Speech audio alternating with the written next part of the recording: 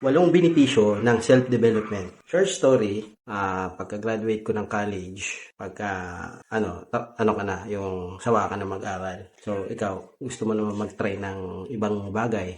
Gusto mo naman magtrabaho. So, yun yung trend ng mga panahon namin after mo na mag-school. Papasok ka na sa trabaho. So, apply, left and right. Pero during pag-a-apply ko, kasi syempre ayaw mo na nga mag-aral, gusto mo naman magtrabaho. Hindi mo alam pala, pagpasok mo sa isang trabaho, kailangan mo din aralin kung ano yung ginagawa sa loob. So, one way din ang pag-aaral, ang pagpasok sa trabaho. So, nung nakahanap ako ng trabaho, inaaral mo din pala yun. So, parang it's a learning process pa rin pala ang pagkuha ng trabaho. So, yun nga lang, matututo ka ng mga iba't ibang bagay pagka nandun ka na sa loob ng isang organization. So, back then, nung una kong trabaho, ay nakapasok ako sa food industry. So, ibang structure pagka food industry kasi, raw materials, nagluluto. Usually, they're cooking. It's candy factory. Nakapasok ako sa candy factory. Niluluto from raw material, lulutuin, tapos i-form mo. Tapos dadaan na sa makina, tapos ayun na,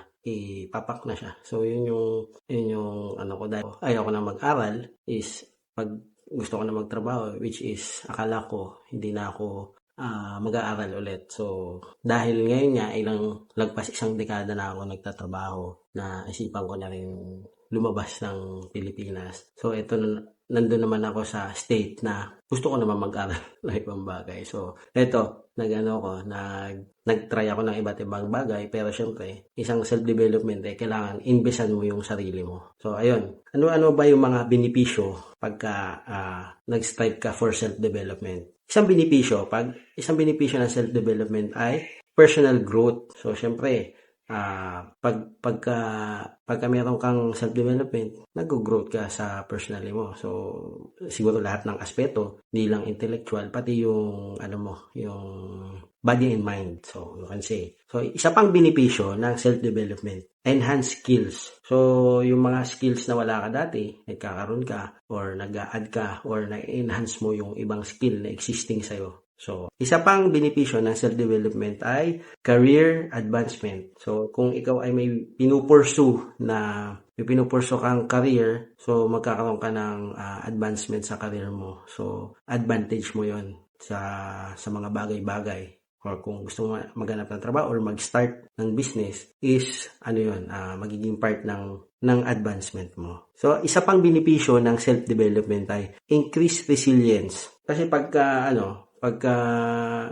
ako kasi nagstay na ako ng matagal dun sa trabaho ngayon, hindi na ako nag-grow. Feeling ko wala na akong growth doon. At the same time, yung nag-strive talaga ako ng self-development. Ito na yung isang benepisyo na yun, ay na yung resilient mo ay nag-i-increase. Isa pang benepisyo ng self-development ay improve relationship. So, dahil na-acquire mo na yung ibang skill, dahil nakapag-acquire ka ng ibang skill, aral ka, so yung relationship mo sa ibang tao ay nag-i-improve, like yung kung paano ka tumulong sa ibang tao. So, ayun. Isa pang benepisyo ng self-development ay greater happiness. Ano ba yung greater happiness? Magkakaroon ka ng self-fulfillment. So, magiging masaya ka syempre pag meron kang self-fulfillment, magiging masaya ka. So, isa pang benepisyo ng self-development ay better health and well-being. So, nagkakaroon din ng better health pagka meron kang self-development. Pwede mo naman self-development yung pag-exercise araw-araw. So, one way na self-development din yun. Magbe-benefit yung health mo. So, isa pang benepisyo ng self-development ay self-empowerment. So, na-empower mo yung sarili mo dahil meron ka na-acquire mo yung mga bagay na wala ka before, or meron ka na dati pero nahasa mo siya or natuklasan mo na meron ka, na-empower ka nito. At the same time, nag-grow ka talaga, siguro inside and out. So, makita naman yun na ibang tao sa'yo dahil sila yung nakakita sa'yo. So, ikaw, siguro pakiramdam mo may nagbago sa'yo. So, ayun yung mga benepisyo ng self-development. So, ba't ko nga pala ito ginagawa? Naniniwala kasi ako dun sa phrases na delayed gratification. So, lahat ng paghihirap natin, lahat ng pagtsatsaga natin sa buhay, magagratify din tayo in the later stage. Nagawa ko to kasi para mag-grow tayo, para mag-improve sa ating mga sarili, para ma-motivate tayo sa araw-araw. Hindi lang yung paulit-ulit na ginagawa mo sa araw-araw, but makapag-try ka ng ibang bagay. So, ano bang kalaban natin dito? Kalaban mo dito yung stagnation. Pagka hindi ka na nag-try mag-strive sa ibang bagay, hindi ka na mag-grow. Stagnant ka na. Yung doon ka na lang sa yung paulit-ulit mo ginagawa. So, tatamarin ka na nun.